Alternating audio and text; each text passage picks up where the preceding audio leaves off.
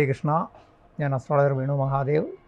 നമ്മുടെ ജ്യോതിഷ കൈരളിയിലേക്ക് എല്ലാവർക്കും സുസ്വാഗതം. നമ്മളിന്ന് 2026 പുതുവർഷം എങ്ങനെ ഇരിക്കുമെന്നാണ് നോക്കുന്നത്. 2026 എന്ന് പറയുമ്പം നമ്മൾ കഴിഞ്ഞ കുറേ വർഷങ്ങളായിട്ട് കുംഭക്കൂറുകാരെ സംബന്ധിച്ച് നമുക്ക് കുംഭക്കൂറാണെന്ന് ഡിസ്കസ് ചെയ്യുന്നുണ്ടെങ്കിൽ കുംഭക്കൂറുകാരെ സംബന്ധിച്ച് അതായത് അവിട്ടം 3-4 പാദങ്ങൾ, അതായത് അവിട്ടം പകുതി, അവസാന പകുതി, ചതയം, അതുപോലെ തന്നെ പോരുട്ടാതിയുടെ മുക്കാൽ വരുന്ന അവിട്ടം, ചതയം, പോരുട്ടാതിക്കാരെ സംബന്ധിച്ച് കുംഭക്കൂറുകാരെ സംബന്ധിച്ച് 2026 എങ്ങനെയുണ്ടെന്ന് നോക്കാം. കാരണം ഈ കുംഭക്കൂറുകാരെ സംബന്ധിച്ച് കഴിഞ്ഞ കുറേ വർഷങ്ങളായിട്ട് ഏഴരശനി ഉണ്ടായിരുന്നു, പിന്നെ പലവിധ അനിഷ്ടങ്ങളുണ്ടായിരുന്നു.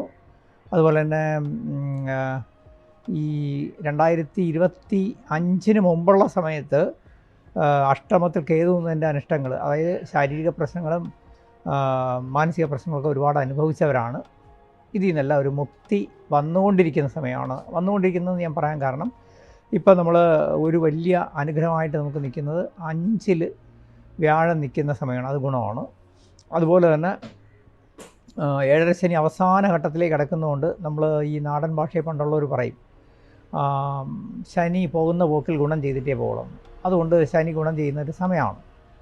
ഇനി നമ്മളിതിൽ ശ്രദ്ധിക്കേണ്ട 2 കാര്യങ്ങളെന്ന് വെച്ച് കഴിഞ്ഞാൽ, ഒന്ന്, വ്യാഴം നമുക്കിനിയിപ്പോൾ ഈ വരുന്ന ജൂൺ ആകുമ്പം 6-ലേക്കാണ് വരുന്നത്, എങ്കിലും ഉച്ചനായിട്ട് വരുന്നതുകൊണ്ട് ഗുണം ചെയ്യും. അതിന് ചെയ്യേണ്ട ഒരു പ്രധാന കാര്യം എന്ന് വെച്ച് കഴിഞ്ഞാൽ, വ്യാഴം നമുക്കിനി അങ്ങോട്ട് അപ്രതീക്ഷിതമായ ധനഭാഗ്യങ്ങൾ, ധനം വരാനുള്ള വഴികൾ, ചില പുതിയ പദ്ധതികൾ, ഇതൊക്കെ വരും. ബിസിനസ് ചെയ്യുന്നവരെ സംബന്ധിച്ച് പുതിയ ബിസിനസ് പ്ലാനിങ്സ് വരും, പുതിയ ബിസിനസ്സിനുള്ള ഐഡിയാസ് വരും, ബിസിനസ്സിനുള്ള വഴികൾ ഓപ്പൺ ചെയ്ത് വരും, പുതിയ പാർട്ട്നേഴ്സ് വരും. ഇതൊക്കെ ഉപയോഗപ്പെടുത്തണം. അതുപോലെ തന്നെ കുംഭക്കൂറുകാരെ സംബന്ധിച്ചുള്ള വേറൊരു വലിയ ഗുണമെന്ന് വെച്ചാൽ ഇപ്പോൾ ദൈവാധീനം വർദ്ധിച്ചു വരുന്ന സമയമാണ്. അതിൽ ഒരു കാര്യം മാത്രം ശ്രദ്ധിക്കുക. നമ്മളെപ്പോഴും ഏത് കൂറ് അല്ലെങ്കിൽ ആ കൂറിൻ്റെ ഇപ്പം നടക്കുന്ന ചാരവശാലുള്ള ഫലം മാത്രമല്ല, നമ്മൾ ലൈഫ് ലോങ് ശ്രദ്ധിക്കേണ്ട ചില കാര്യങ്ങളുണ്ട്. അപ്പോൾ ഇപ്പോൾ ഈ കുംഭക്കൂറുകാരെ സംബന്ധിച്ച് നിങ്ങൾക്ക് നടക്കുന്ന ദശയും അപഹാരവും കേതുവിൻ്റെ ആണെങ്കിൽ ശ്രദ്ധിക്കണം. കുംഭക്കൂറുകാർ കുറച്ച് പ്രായം ചെന്ന് കഴിയുമ്പോൾ പിന്നെ അവർക്ക് ബുധദശ കഴിഞ്ഞാൽ പിന്നെ വരുന്നത് കേതു ദശയാണ്. അപ്പോൾ കുറച്ച് പ്രായം ചെന്നവരെ സംബന്ധിച്ച് ശ്രദ്ധിക്കേണ്ട സമയമാണ്. പിന്നെ ചില ദശകളിൽ കേതുവിൻ്റെ അപഹാരം ഉള്ളപ്പോഴും ശ്രദ്ധിക്കണം. പൊതുവിൽ കുംഭക്കൂറുകാരെ സംബന്ധിച്ച് അവർക്ക് എപ്പോഴും സപ്പോർട്ട് ചെയ്യുന്നത് മഹാഗണപതിയും മഹാലക്ഷ്മിയും അതുപോലെ തന്നെ ശുക്രനുമാണ്. കാരണം കല, എഴുത്ത്, സംഗീതം, പിന്നെ ക്രിയേറ്റീവായിട്ടുള്ള കാര്യങ്ങളിൽ വളരെയധികം വിജയിക്കുന്നവരാണ് കുംഭക്കൂറുകാർ. അപ്പോൾ കുംഭക്കൂറുകാരെ സംബന്ധിച്ച് ഈ വരുന്ന ഒരു വർഷം 2026 നിങ്ങൾക്ക് ജീവിതത്തിലൊരു നിങ്ങളുടെ ക്രിയേറ്റിവിറ്റി പ്രദർശിപ്പിക്കുവാനും അത് സെല്ല് ചെയ്യാനും അതിലൂടെ ധനവും ഐശ്വര്യവും വരാനും പറ്റുന്നൊരു വർഷമാണ്. മാത്രമല്ല, നിങ്ങളെ സംബന്ധിച്ച് 2026 എന്ന് പറയുമ്പം രാഷ്ട്രീയത്തിലോ അതല്ലെങ്കിൽ കലാപരമായ കാര്യങ്ങളിലോ സെലിബ്രിറ്റിയോ അല്ലെങ്കിൽ നിങ്ങൾ വളരെ സാമൂഹികമായിട്ട് അറിയപ്പെടുന്ന ആളോ അങ്ങനെ പ്രവർത്തിക്കുന്ന ആളാണെങ്കിൽ നിങ്ങൾക്ക് അംഗീകാരങ്ങളും നിങ്ങൾക്ക് ഒരുപാട് പുതിയ അവസരങ്ങളും തേടി വരും. അംഗീകാരം ഒന്ന് മാത്രമല്ല, അതിനകത്ത് വേറൊരു വിശേഷം കൂടെ പറയണം. കാരണം നിങ്ങളെ സംബന്ധിച്ച് ഇപ്പോൾ നിങ്ങളുടെ പഴയകാല സുഹൃത്തുക്കൾ അല്ലെങ്കിൽ മറന്നു കിടന്ന സുഹൃത്തുക്കൾ അല്ലെങ്കിൽ പണ്ട് ഒരുമിച്ച് നല്ല സഹകരിച്ചിരുന്ന സ്കൂൾ മേറ്റ്സ് അല്ലെങ്കിൽ കോളേജ് മേറ്റ്സ് തിരക്കി വരികയും അവരിലൂടെ നിങ്ങൾക്കൊരു ജീവിതത്തിൽ പുതിയ മാറ്റങ്ങൾ വരികയും ചെയ്യും. കിട്ടാനുണ്ടായിരുന്ന ധനം തിരിച്ചു വരും. നമ്മൾ എഴുതി തള്ളിയിരുന്നു, ഇനി കിട്ടില്ല എന്ന് വിചാരിച്ച് കളഞ്ഞിരുന്ന ധനം അപ്രതീക്ഷിതമായിട്ട് തിരിച്ചു വരും. അതുപോലെ തന്നെ സന്താനങ്ങളെ കൊണ്ട് ഗുണമുണ്ടാവും. അതിൻ്റെ കാരണം നിങ്ങളുടെ പിന്നെ 5-ാം ഭാവാധിപൻ ഗുണകരമായി നിൽക്കുന്ന സമയങ്ങളിലെല്ലാം സന്താനങ്ങൾക്ക് ജോലി, പുതിയ പഠനം, ഉയർച്ച, അവരുടെ ജീവിതത്തിലൊരു ചേഞ്ച് അല്ലെങ്കിൽ അവരെ സഹായിക്കാനായിട്ട് നിങ്ങൾക്ക് സഹായഹസ്തങ്ങൾ മുന്നോട്ട് വരും പല വഴിയിൽ. അതുപോലെ തന്നെ നമ്മൾ വിചാരിച്ച കാര്യങ്ങൾ, അതായത് സ്വപ്ന പദ്ധതികൾ നടപ്പിലാക്കാൻ കഴിയും. ബിസിനസ്സിലാണെങ്കിലും നമുക്ക് പുതിയ പുതിയ ബിസിനസ് ഐഡിയകളും അത് നടപ്പിലാക്കാനുള്ള വഴികളും തെളിഞ്ഞു വരും. ഇതൊക്കെ വരുമ്പോഴും ശ്രദ്ധിക്കേണ്ട ഒരു കാര്യമുണ്ട്, ശത്രുക്കളെക്കുറിച്ച് ജാഗ്രതയായിരിക്കണം. കാരണം ഇന്നലകളിൽ അകന്നു പോയി എന്ന് വിചാരിച്ച, അല്ലെങ്കിൽ ഇപ്പോൾ സൈലൻ്റായിട്ടിരിക്കുന്ന പല ശത്രുക്കളും രഹസ്യമായി ഒളിഞ്ഞും തെളിഞ്ഞും നമുക്കെതിരെ പ്രവർത്തനം ഉണ്ടെന്ന് വിചാരിച്ചുകൊള്ളുക. അവർക്ക് തല പൊക്കാനുള്ളൊരു അവസരം വരികയാണ്. അപ്പോൾ നമ്മൾ എന്ത് ചെയ്യണം? അതിനനുസരിച്ച് നമ്മുടെ ജപത്തിലും ധ്യാനത്തിലും അതുപോലെ തന്നെ ശത്രുരക്ഷയ്ക്ക് വേണ്ടുന്ന കാര്യങ്ങൾ, കവചങ്ങളൊക്കെ നമ്മൾ ജപിക്കുകയോ അല്ലെങ്കിൽ കവചങ്ങളാക്കി ധരിക്കുകയോ ഒക്കെ ചെയ്യണം. പ്രത്യേകിച്ചും നിങ്ങളെ സംബന്ധിച്ച് നിങ്ങൾക്ക് ശനിയും ശുക്രനും എപ്പോഴും വളരെ സപ്പോർട്ടീവാണ്, ഹെൽപ്പ് ചെയ്യും.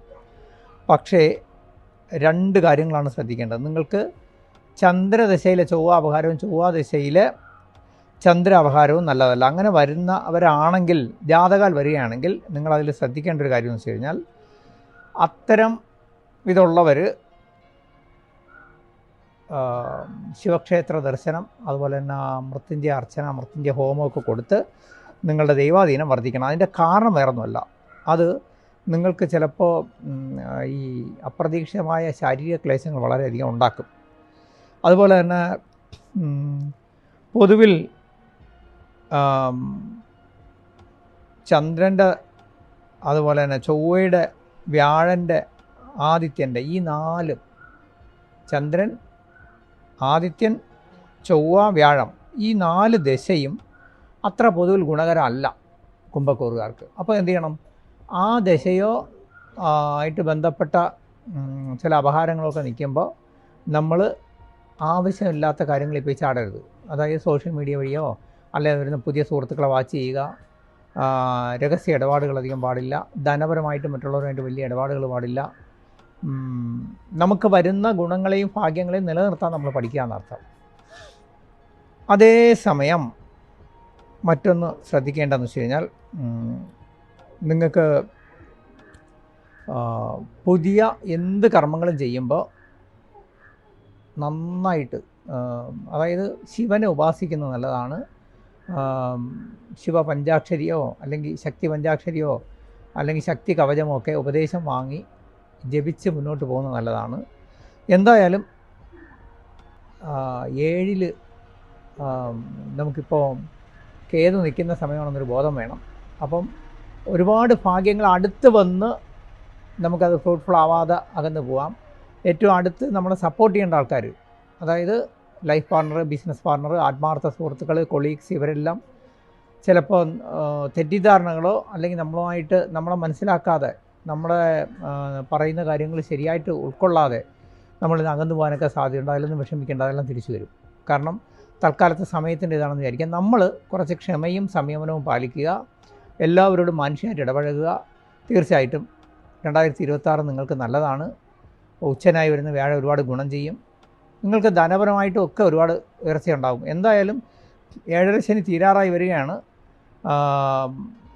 ഇനിയിപ്പോൾ കുറച്ച് കാലം കൂടിയൊക്കെ ഉള്ളൂ. അടുത്ത ശനിമാറ്റത്തോടുകൂടി 2027 ശനി 7.5 ശനി തീർന്നു. നിങ്ങളുടെ ജീവിതത്തിൽ ഭാഗ്യവും ഐശ്വര്യവും വരികയാണ്. അതിൻ്റെ മുന്നോടിയായിട്ട് 2026 നിങ്ങൾക്ക് ധനവും ഐശ്വര്യവും അതിനുള്ള അവസരങ്ങളും തരികയാണ്. അത് ഉപയോഗപ്പെടുത്തണമെന്നാണ് ഞാൻ പറയുന്നത്. ജോലിയിലൊരു മാറ്റമോ അല്ലെങ്കിൽ പുതിയ ജോലിയിലേക്ക് മാറാനൊക്കെ ഇപ്പോൾ സമയം കൊള്ളാം.